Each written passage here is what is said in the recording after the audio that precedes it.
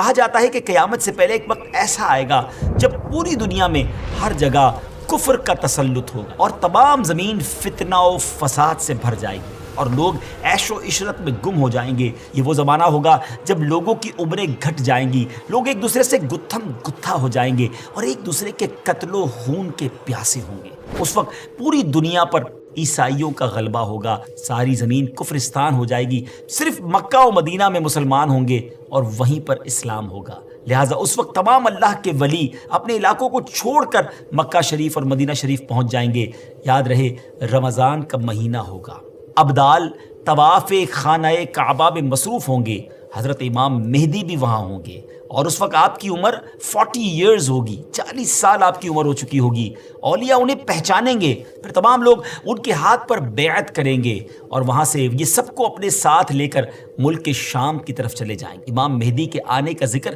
ایک دو حدیثوں میں نہیں بلکہ 200 سے لے کر 250 احادیث اور اقوال تابعین میں ملتا ہے۔ ام المومنین حضرت ام سلمہ رضی اللہ تعالیٰ عنہ روایت کرتی ہیں کہ میں نے رسول اللہ صلی اللہ تعالیٰ علیہ وسلم کو یہ فرماتے ہوئے سنا کہ آپ علیہ الصلوۃ والسلام نے فرمایا مہدی حق ہے، اور مزید آپ علیہ الصلوۃ والسلام نے فرمایا امام مہدی سیدہ فاطمہ الزہرا رضی اللہ تعالیٰ عنہا کی اولاد سے ہوں گے۔ بہت ہی اہم بات یہ ہے کہ مہدی آپ کا نام نہیں ہے بلکہ آپ کا لقب ہے۔ ان کی کچھ اور صفتیں بیان کرتے ہوئے اللہ عز و جل کے آخری نبی صلی اللہ تعالیٰ علیہ وسلم نے ارشاد فرمایا مہدی میری نسل سے ہوں گے، ان کی ناک پتلی اور بلند ہوگی اور پیشانی روشن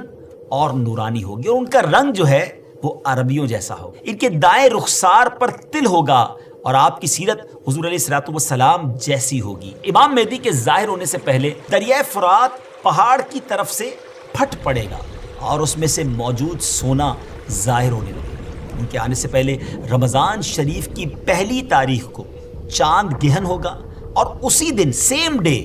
دوپہر کے وقت سورج گہن ہوگا، اور ایسا گہن پہلے کبھی نہ ہوا ہوگا۔ اور 3 یا 7 راتیں مشرق یعنی ایسٹ کی طرف سے ایک بڑی آگ ظاہر ہوگی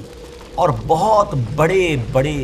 زلزلے ارتھ کویک بھی آئیں گے۔ امام مہدی کے آنے سے پہلے قسطنطنیہ شہر، جی ہاں جس کو آج ہم استنبول کہتے ہیں، ایک بار پھر غیر مسلموں کے ہاتھ میں چلا جائے گا۔ تو جب مکہ پاک میں تمام لوگ امام مہدی کے ہاتھ پر بیعت کر لیں گے تو پھر وہ وقت آئے گا کہ ایک بار پھر قسطنطنیہ، ایک بار پھر استنبول جو ہے مسلمانوں کو مل جائے گا۔ اور ابھی یہ معاملہ چل ہی رہا ہوگا کہ اتنے میں شور مچ جائے گا، آواز آئے گی کہ دجال آ گیا، دجال آ گیا، اور پھر امام مہدی یہ سن کر سب لوگوں کو لے کر ملک شام چلے جائیں گے۔ لیکن جب وہ وہاں پہنچیں گے تو پتہ چلے گا کہ یہ آواز شیطان کی تھی اور اس نے جھوٹ بولا تھا۔ لیکن امام مہدی کے شام پہنچنے کے بعد واقعی پھر دجال نکل آئے گا اور پھر امام مہدی اپنے لشکر کو لے کر وہیں محصور ہو جائیں گے اور اتنے میں دجال پوری دنیا گھوم لے گا۔ رسول اللہ صلی اللہ علیہ وسلم نے فرمایا کہ دین کے کمزور ہو جانے کی حالت میں دجال نکلے گا، اور دجال سے متعلق تفصیلات بیان کرنے کے بعد آپ علیہ الصلوۃ والسلام نے فرمایا اس کے بعد عیسیٰ بن مریم علیہ الصلوۃ والسلام